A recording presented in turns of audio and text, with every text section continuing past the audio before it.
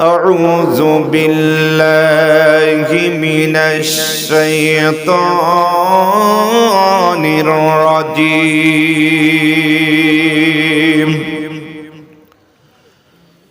بسم الله الرحمن الرحيم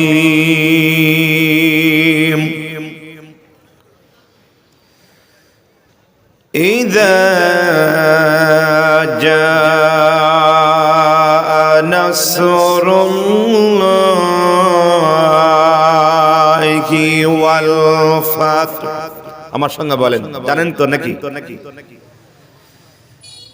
إذا جاء نصر الله والفتح ورأيت الناس يدخلون في دين الله أفواجا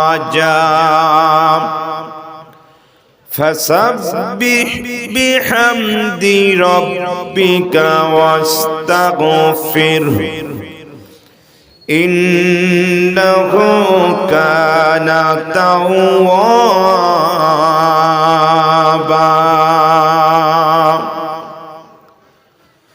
بسم الله الرحمن الرحيم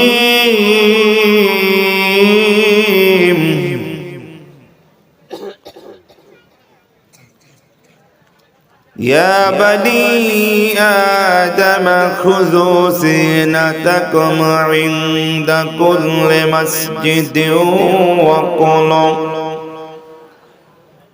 وكلوا واشربوا ولا تسرفوا إنه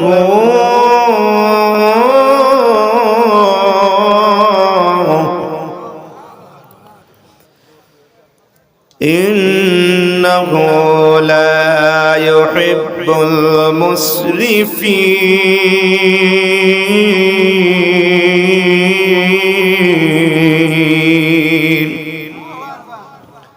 কোরআনুল কারীম শুনতে ভালো লাগে না খারাপ লাগে? জোরে বলুন।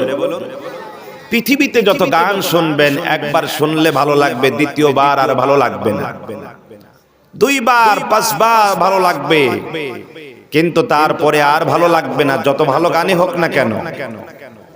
কিন্তু দেখবেন আল্লাহর ঐশী কিতাব মহাগ্রন্থ আল কোরআনুল কারীম সূরাতুল ফাতিহা এত তিলাওয়াত শুনেন মসজিদের ইমাম থেকে, এত মসজিদ, কিন্তু এত তিলাওয়াতের পরে আজ পর্যন্ত কেউ বলে নাই এই তিলাওয়াত আমার ভালো লাগে না। সূরাতুল ফাতিহা তিলাওয়াত করো না, এটা ভালো লাগে না, কিন্তু সকলের ভালো লাগে, কারণ এর মধ্যে কি রয়েছে? বরকত রয়েছে। সুবহানাল্লাহ।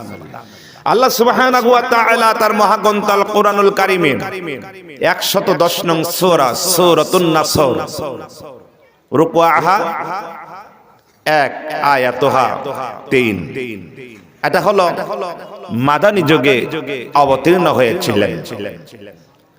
এমন একটি বরকতময় সূরা, আজ থেকে কতশো বছর আগের কথা, নবীজির পাক জবান থেকে এ সূরার ঘোষণা করেছিলেন। এ কথাগুলো কার? জোরে বলুন কার? আল্লাহ সুবহানাহু ওয়া তাআলার কথা নবীজির জবান থেকে বের করে দিয়েছেন।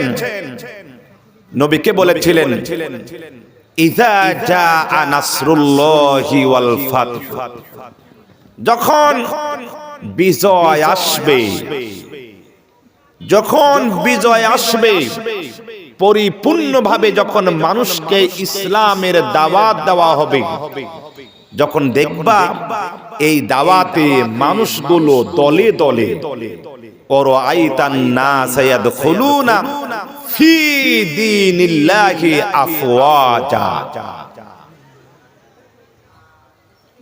হে রাসূল আপনি দেখবেন মানুষ দলে দলে ইসলামে প্রবেশ করছে।